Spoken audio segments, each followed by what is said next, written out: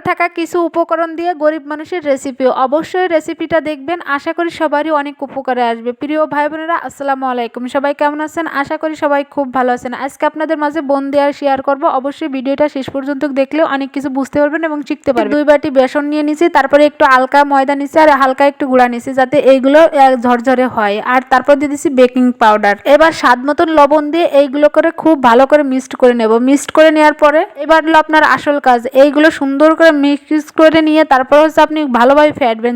যত ফেটতে পারবে তার বোন দিয়ে তত ভালো হবে। আমি অল্প অল্প পানি দিয়ে আস্তে আস্তে করে ডোটা বানিয়ে নিচ্ছি। আর দেখেন, ডো বানানোর সময় করলাম আপনি অল্প অল্পই পানি দেবেন। অল্প অল্প পানি দিলে তাইলে আপনার এটা ভালো মিক্সড হবে এবং ভালোভাবে। সেই কিন্তু এখানে ঠান্ডা পানি ব্যবহার করবেন। দেখেন আমি অল্প অল্প করে পানি দিচ্ছি আর কি সুন্দর করে মাখিয়ে নিচ্ছি। আর এইভাবেই করে আপনারা কলম মেখে নেবেন, তাহলে আপনাদের বেসনটা এবং আটাটা খুব ভালো করে মলিন হবে এবং সফট হবে। আর যত আপনি এটা মাখতে পারবেন তত আপনার বোঁদেগুলো অনেক সুন্দর হবে।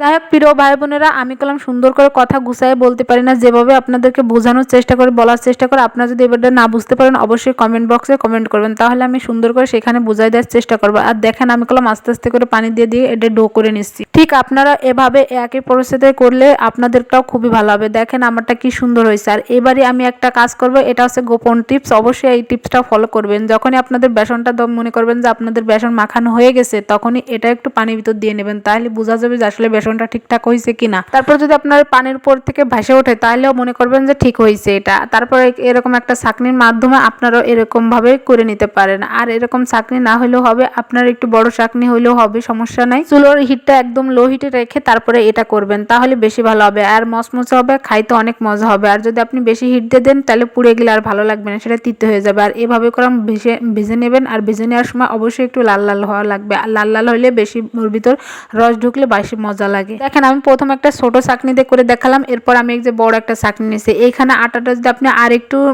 পানি দিয়ে গুলাই নেন তাও সমস্যা নাই। এখানে আমার আটাটা একটু শক্ত শক্ত হয়ে গেছে, সেটা আমি বলে দিলাম। এই পর্যন্ত যারা আমার ভিডিওটা দেখছেন অবশ্যই একটা লাইক, একটা কমেন্ট, একটা সাবস্ক্রাইব করে যাবেন। প্রিয় ভাই বোনেরা, অবশ্যই আপনার উপকারে আসবে, আমার উপকারে আসবে। এই দেখেন আমি প্রতিটা কিভাবে সুন্দর করে ভেজে নিচ্ছে, এভাবে করে আপনারাও ভেজে নেবেন। আশা করি সবারই খুব মজা হবে। আর দেখেন আমার ভাজতে ভাজতে 1 গামলা হয়ে গেছে অলরেডি। কতটুকু কাটা দিছিলাম আর কতটুকু বেসন, এইগুলো দিয়ে আমি দেখছেন 1 গামলা প্রায় বানাই ফেলছি। এটা আর নিম্নত 15 দিন চলে যাবে যারা আমাদের মতন ছোট্ট পরিবার আছেন। এবার আমি শিরা করে নেব। শিরা করতে প্রথম আমি পানি দিয়েছি।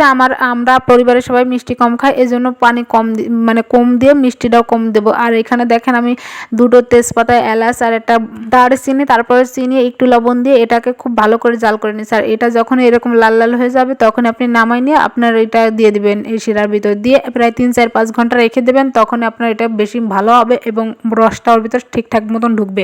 দেখবেন যে ডোটা ভেসে উঠেছে পানির থেকে, তখনই মনে করবেন হয়ে গেছে। আর যখন হয়নি তখন মনে করবেন ডুবে আছে। আসসালামু আলাইকুম, সবাই ভালো থাকবেন। নেক্সট ভিডিওতে